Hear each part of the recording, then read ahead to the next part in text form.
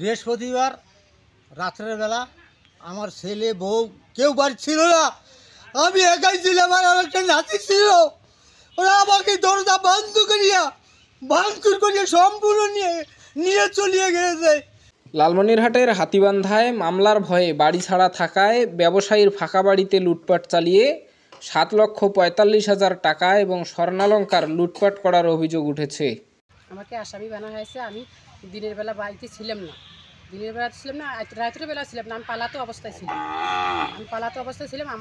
আমার বাড়িতে দরজা জানলা বাক্স টেরাং সব ভাঙিয়ে সব লুট করে নিয়ে গেছি। স্বর্ণর চুরি ছিল, দুল ছিল, হার ছিল, সব নিয়ে গেছি। আমার টাকা আমি নিজে হাতে রাখছিলাম। অভিযোগ সূত্রে জানা গেছে, গত 9 জুলাই হাতীবান্ধা উপজেলার বড়খাতা ইউনিয়নের ফেডারেশন এলাকায় জমি জমা সংক্রান্ত ঘটনার জেরে ষড়যন্ত্রমূলকভাবে নূর ইসলাম নামের এক ব্যবসায়ী সহ 17 জনকে আসামি করে হাতীবান্ধা থানায় মামলা করেন প্রতিবেশী খয়ের উদ্দিনের পুত্র নুরু। সেই মামলায় গত 10 জুলাই হাতীবান্ধা থানা পুলিশ তদন্তে এলে অভিযুক্ত ব্যক্তিরা বাড়ি ছেড়ে পালিয়ে যান।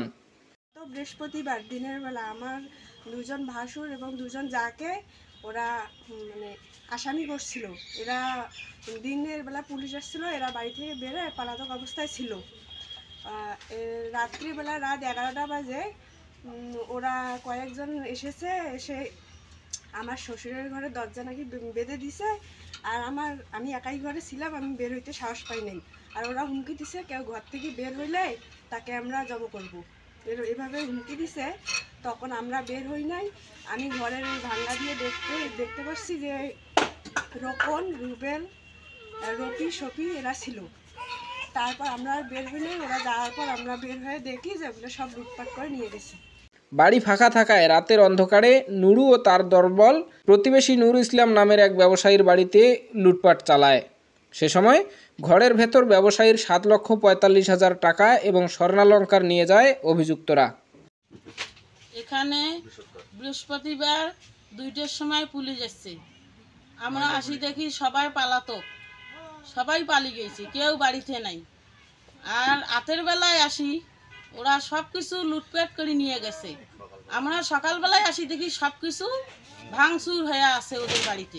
এ ঘটনায় প্রতিবেশী রফিকুল ইসলাম, নুরু ও আরও 4 জনকে আসামি করে হাতীবান্ধা থানায় লুটপাটের অভিযোগ করেন ব্যবসায়ী নূর ইসলাম।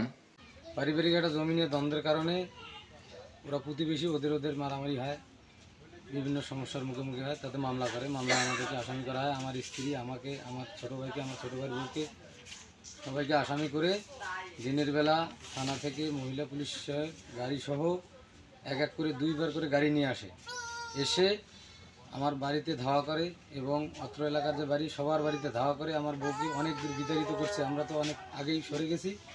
যাওয়ার পর রাত্রের বেলা বৃহস্পতিবার দিনগত রাত্রে আমার বাড়িতে শুধু আমার 8 বছরের একটা বাচ্চা আর আমার বৃদ্ধ বাবা ছিল।